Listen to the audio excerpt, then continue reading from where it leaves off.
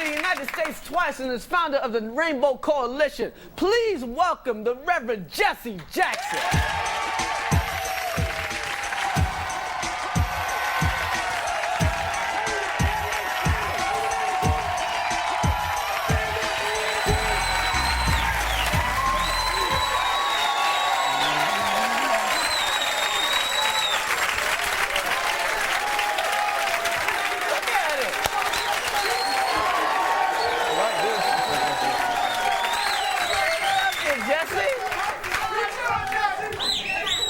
Oh my God! Let me just say right now, I'm a big fan. The first time I ever voted was for you. First time I even thought about voting was for you. First time, and it was a passionate vote. I mean, I've voted since, but it was just I might as well have been getting a paper or something. It's like, yeah, I'll vote for Clinton, and here you go. But when I voted for you, it was from my heart. Now, what do you do, Jesse? I mean, we see it at the rallies, and what? I mean, I suppose. It's like an honest question. Right? Indeed, it is. You know, when I look at the young people here tonight, I fight for freedom. I fight for the American dream.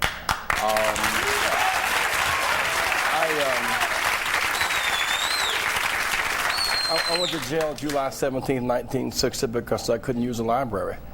I went to jail because we could not use a downtown eating facility, and that struggle has not stopped. In some sense, we all fight for the American dream, and the American dream is on the assault. If the American dream is one big tent where all of us live with equal protection under the law, and equal opportunity, equal access, and fair share, the dream is on the attack. And so why do I fight? Because every city I visit, Chris, there are 2 new buildings, a new ballpark and a new jail. And somehow, locking youth up rather than lifting them up is not right. And so I fight.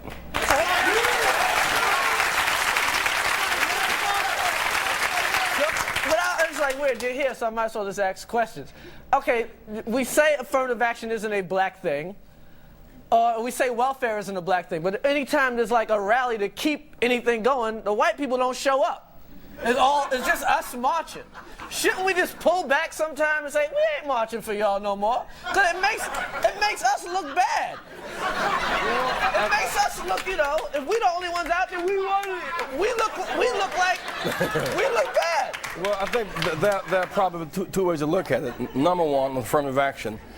It's mostly white and female and young. I know, but if you have a rally and there's only black people there, call off the rally. And as bad as that is, what's worse than that? You know what I mean? What's worse than that, though? If nobody shows up. You're right. But and if so you have a welfare rally, I know there's more white people on welfare, but if only black people there, call it off. Because it just looks bad. It just looks bad. But then when there's no protest, there's no progress. Yeah, but if it's just us, then they're like, oh, them niggas just want some free money. Suppose Rosa Parks had waited for white people. You're right. Suppose Dr. King had waited for Billy Graham. And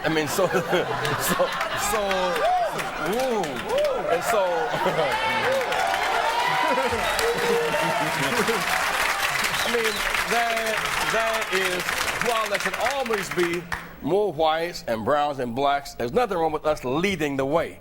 We're also capable of leading. And we have led the movement to humanize America.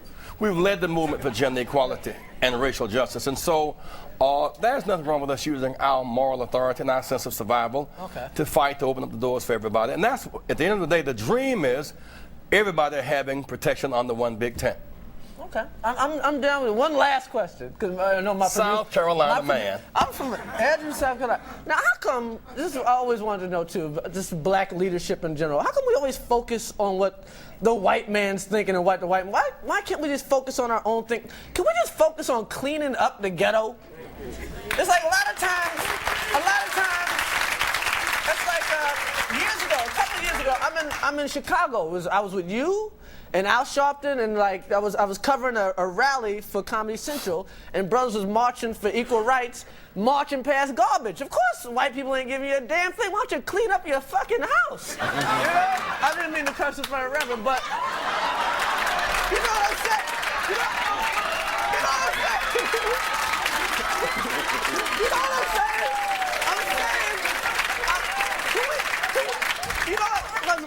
just talking backstage, and you want me to get more involved. I'm like, yeah, let's clean up the damn hood. Black people and white people, poor black people and poor white people live in the same conditions. Only thing, black people paint on their houses. It's free advertising.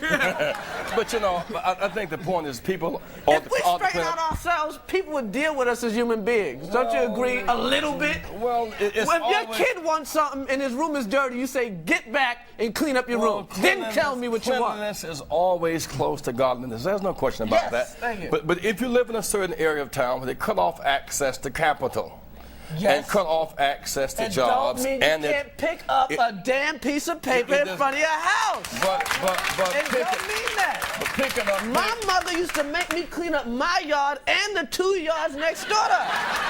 But I think it's important. You should be able to pick up paper and pick up a paycheck. Pick up paper and was pick up a broke, diploma. and we still picked up the paper. My daddy was on strike, and I'm out there sweeping away, man. Well, my grandmother used to make us clean the dirt with a brush broom. Having said that, even that is no substitute for the right to an education, a job, and you're health right, but we gotta get on our own stuff a little bit. Well, we gotta smack our own kids upside the head every now and then.